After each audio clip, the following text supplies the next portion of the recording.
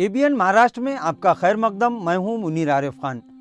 नाजरीन, गुजरात में 2002 में हुए हवलनाक फसादात में न सिर्फ हजारों बेकसूर इंसानों की जान चली गई थी, बल्कि इन फसादात के बाद गुजरात की मुतासिरा बिल्किस बानो, जिसकी आंखों के सामने इसके घर के 7 अफराद को फसादियों ने सरेआम कत्ल कर दिया था और बिल्किस बानो की इज्जत को तार तार करके इसे जिंदा छोड़ दिया था, जिसके खिलाफ बिल्किस बानो केस का मामला गुज़िश्ता 21 सालों में सुर्खियों में रहा।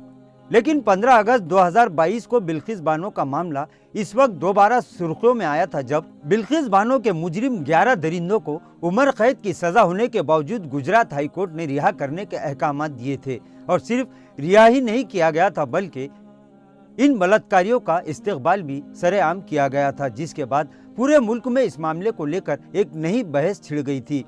और इस नाइंसाफी इसी तरह गुजरात हाई कोर्ट के फैसले के खिलाफ बिल्किस बानो ने सुप्रीम कोर्ट से गुहार लगाई थी और इस मामले के मुजरिमों को दोबारा जेल भेजने की दरखास्त की थी।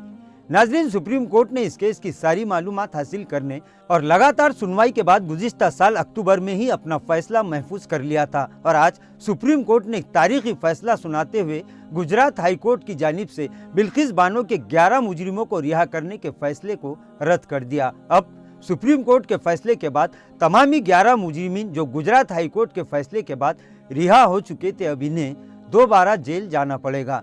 इस बारे में बिल्किस बानो ने कहा कि मुझे सुप्रीम कोर्ट से उम्मीद थी और सुप्रीम कोर्ट ने आज एक तारीखी फैसला सुनाते हुए मुझे इंसाफ दिया है। नाजरीन, इस फैसले के बाद उम्र कैद की सजा पाने के बावजूद जेल से बाहर घूम रहे तमाम ही मुजरिमों को अब दोबारा जेल रवाना करने की कवायद भी शुरू हो चुकी है। आज सुप्रीम कोर्ट के फैसले के बाद मुल्क की खवातीन ने इत्मीनान का इजहार करते हुए कहा कि सुप्रीम कोर्ट ने काबिल तारीफ और तारीखी फैसला सुनाया है, जिससे खवातीन में दोबारा एतमाद बहाल हुआ है।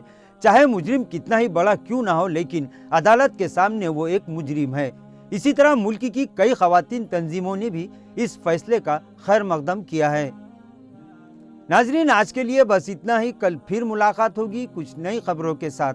तब तक के लिए मैं मुनीर आरिफ खान आपसे इजाज़त चाहता हूँ। अल्लाह हाफिज़।